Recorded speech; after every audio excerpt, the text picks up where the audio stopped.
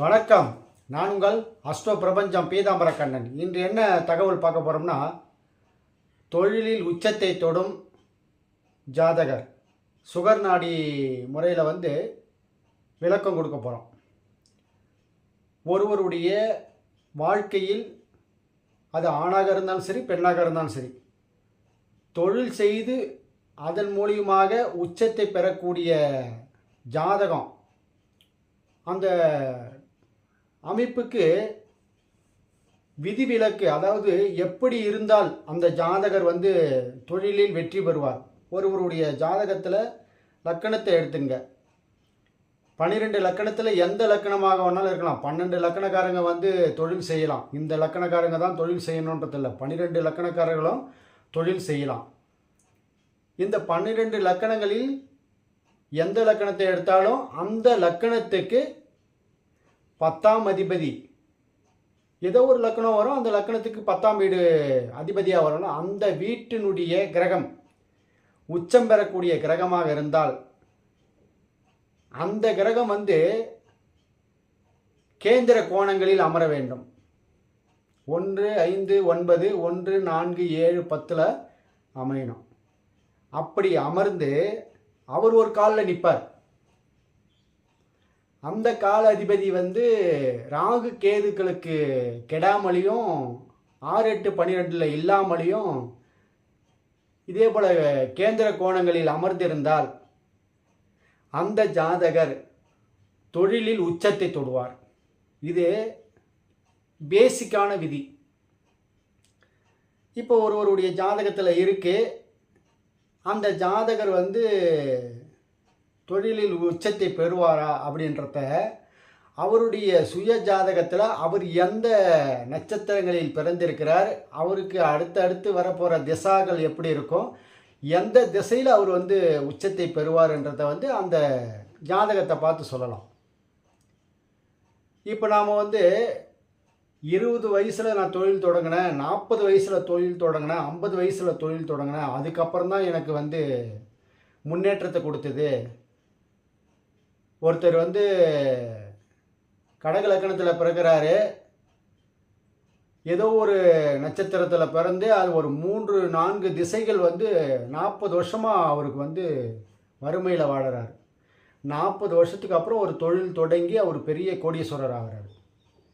அப்போ அந்த ஜாதகர் பிறந்த உடனே அவருக்கு அந்த அமைப்பு இருக்கும், கோடீஸ்வரரான அமைப்பு இருக்கும். ஒரு ஜாதக ஜோசியக்காரர்கிட்ட போய் கேட்கும்போது கண்டிப்பாக நீங்கள் மிகப்பெரிய செல்வந்தரமாக மாறுவீங்க அப்படின்னு சொல்கிறாருன்னு வச்சுங்களேன். அவர் என்ன பண்ணுவார், சிரிப்பார். என்னங்க நான் குடிக்கிறதுக்கு தண்ணி இல்லை, நீங்கள் போயிட்டு கோடீஸ்வரன் ஆகும் அப்படின்னு. அந்த அமைப்பு எப்பொழுது வரும்ன்றதை தான் அந்த தசாபுத்தி அப்போ பார்க்கப்பட வேண்டும். இப்போ இந்த ஜாதகரை எடுத்துங்க. தனுசு லக்கணத்தில் பிறந்திருக்காரு. லக்கணத்திலே சூரியன் புதன், 2ல் மாந்தி, 5ல் மேஷத்தில் சனி பகவான், சிம்மத்தில் கேது, துலாமில் சந்திரன், செவ்வாய், சுக்கிரன், விருச்சிகத்தில் குரு.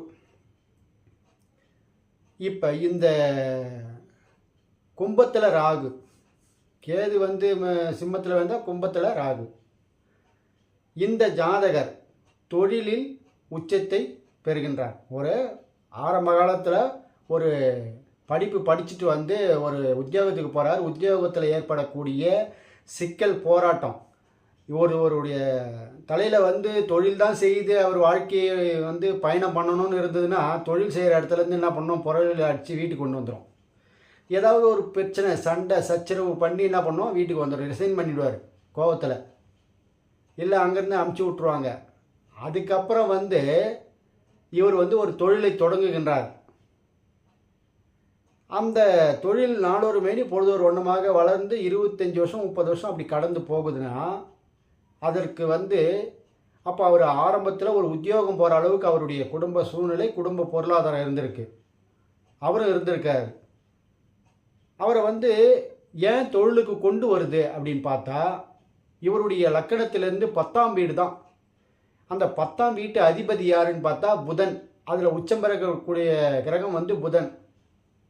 அந்த புதன் வந்து லக்கணத்திலேயே அமர்ந்து சூரியனோட உட்காந்துருக்கார். இந்த சூரியன் புதன் சேர்க்கை பெற்று 9-10 நல்ல ஞாபகம் வச்சுங்க. தர்ம கர்மாதிபதி யோகம். இந்த தர்ம கர்மாதிபதி யோகம் என்ன பண்ணுன்னா, முதல்ல பல சிக்கலை கொடுக்கும்.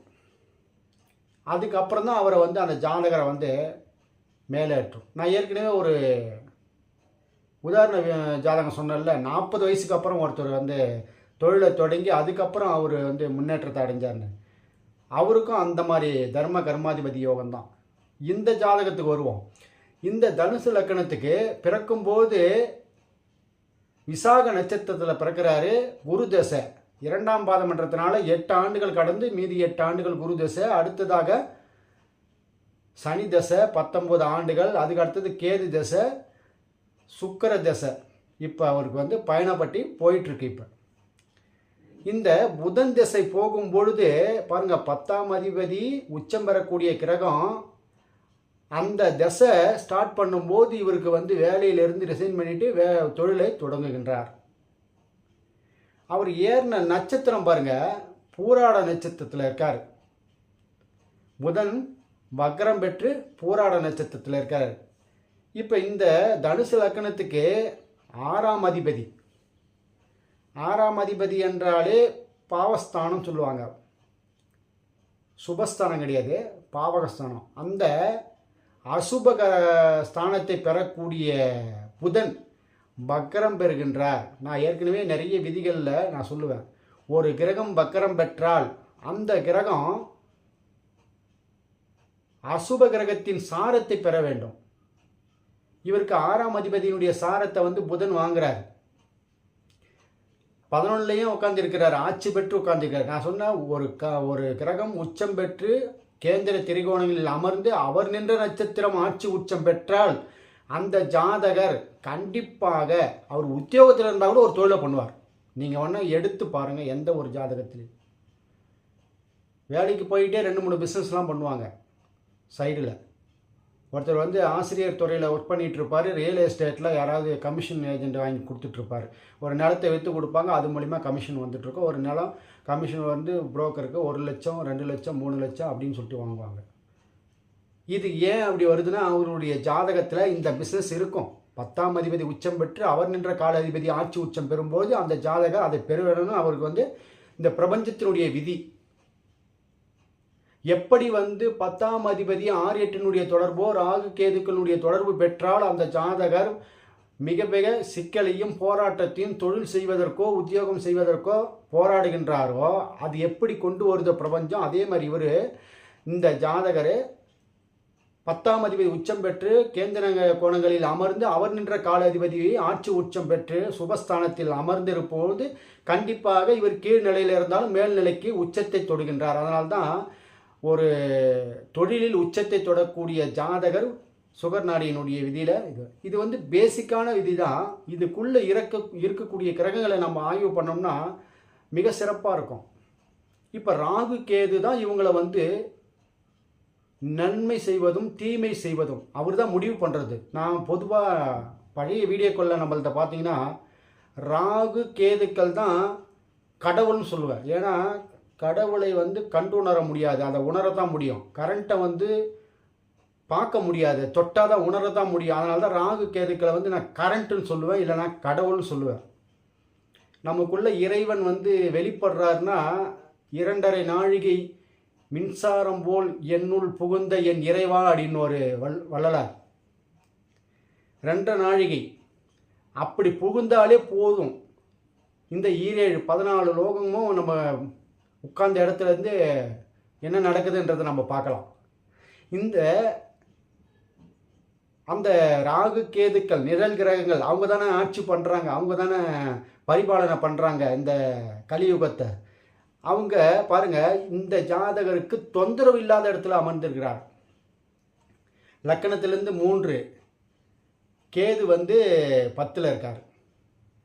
இப்போ 10ஆம் அதிபதியோ இல்லை லக்னாதிபதியோ இவருக்கு வந்து ராகு கேதுக்களுடைய தொடர்பு இல்லாத இருக்கிறதுனால என்ன ஆகுது, நேரடி தொடர்பு. இந்த சைடு குத்துவாங்கன்னு சொல்லுவாங்கல்ல, ஒரு வேலை நடந்துகிட்டே இருக்க எல்லா மனுஷனும் வந்து உத்தியோகத்துக்கு போகணும், எல்லா மனுஷனும் தொழிலுக்கு போகணும்னு தான் ஆசைப்படுவான். அந்த ஆசைப்படக்கூடிய ஆசை தான் வந்து மனிதனுடைய வாழ்க்கையே வந்து நிர்ணயிக்குது. இல்லைன்னா வாழவே முடியாது எந்த உயிரினமும். அந்த ஆசையை நீ ஆசைப்படுறிய நீ வாங்கிட்டு வந்த ஃபேக்ட்னா நீ வந்து ஆசைப்படுற அப்படின்னு சைடு குத்துறது. அதுதான் வந்து ராகு கேதுக்கள்.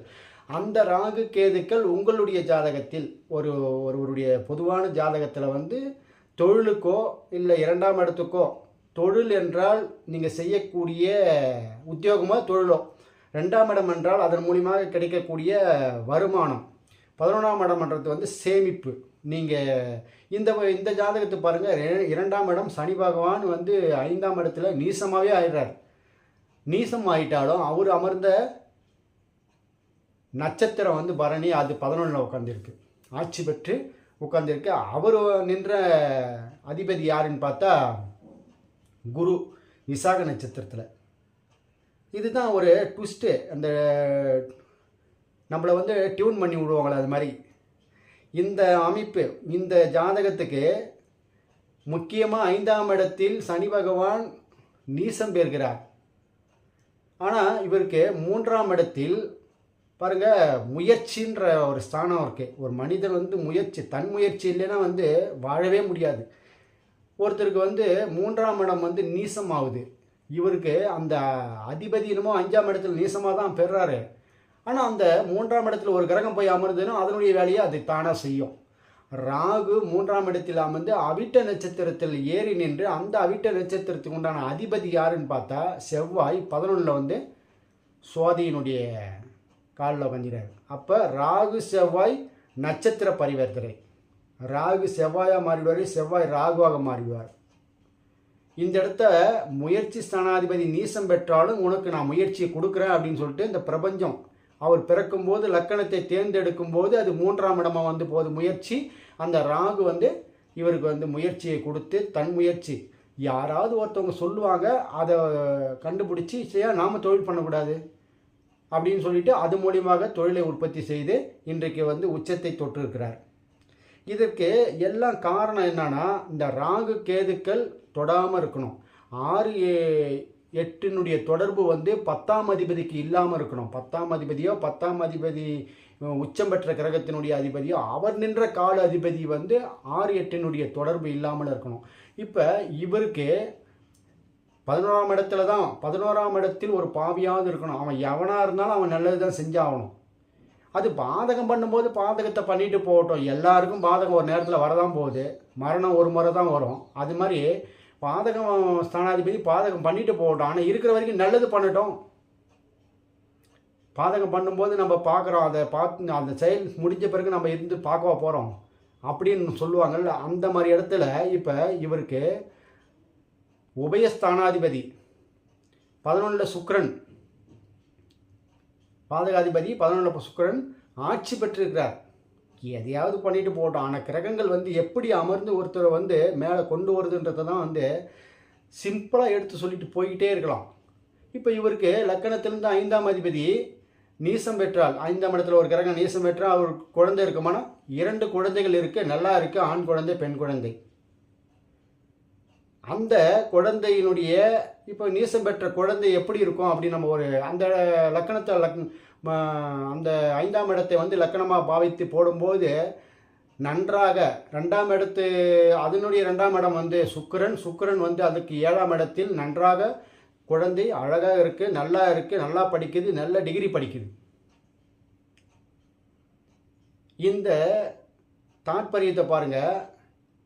இந்த மேஷ லக்கணத்துக்கு 10ஆம் இடம் எது வந்துடும்? மகரமாக வரும். மகரத்துக்கு உண்டான அதிபதி உச்சம் பெறக்கூடிய கிரகம் எது? செவ்வாய். அந்த செவ்வாய் எங்கே இருக்குது? 7ல் இருக்குது.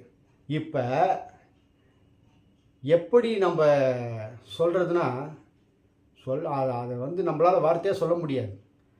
இந்த தந்தையினுடைய ஜாதகம் அவருடைய பிள்ளையினுடைய ஜாதகத்துக்கும் அது அப்படியே டிரான்ஸ்ஃபர் ஆகுது பாருங்கள். அவர் லக்னாதிபதி நீசம் பெற்றாலும் அந்த 10ஆம் இடம், இந்த ஜாதகருக்கு 10ஆம் இடம் என்று சொல்லக்கூடிய அதில் உச்சம் பெறக்கூடிய கிரகம் செவ்வாய். அதில் எங்கே இருக்கு? துலாமில் இருக்குது. அது சுவாதியினுடைய நட்சத்திரத்தில் இருக்குது. ராகுவினுடைய கால். ராகு செவ்வாய் நட்சத்திர பரிவர்த்தனை. இது நான் இப்போ வந்து இந்த ராகு 10ஆம் இடத்தில் சம்பந்தப்பட்டால் பல தொழில்கள் பண்ணுவாங்க. இம்போர்ட்டட் எக்ஸ்போர்ட்டட் சம்பந்தப்பட்டது மட்டுமல்லாத பல துறைகளில் அவர்கள் பல தொழில்களை செய்வார்கள். அதுதான் வந்து இப்போவே சொல்கிறேன், இந்த ஜாதகருடைய குழந்தைகள் கண்டிப்பாக பிஸ்னஸ் பண்ணக்கூடிய தன்மையை இவர் ஜாதகத்தில் நம்ம பார்த்து சொல்லலாம். என்ன படிக்கிறார்கள்ன்றத சொல்லலாம். ஏன்னா இவங்க வந்து மேஷ லக்கணம் லக்கணமாக போட்டுக்கணும். குழந்தைக்கு 10ஆம் இடம் வந்து படிப்பு பார்க்கலாம். அது அந்த வீடு சனி பகவானுடைய வீடு. சனி செவ்வாய் அதனுடைய பார்வையை சேர்வியப்பட்டால் கண்டிப்பாக இன்ஜினியர் சம்மந்தப்பட்ட துறைகளை வந்து கண்டிப்பாக படிப்பார்கள்.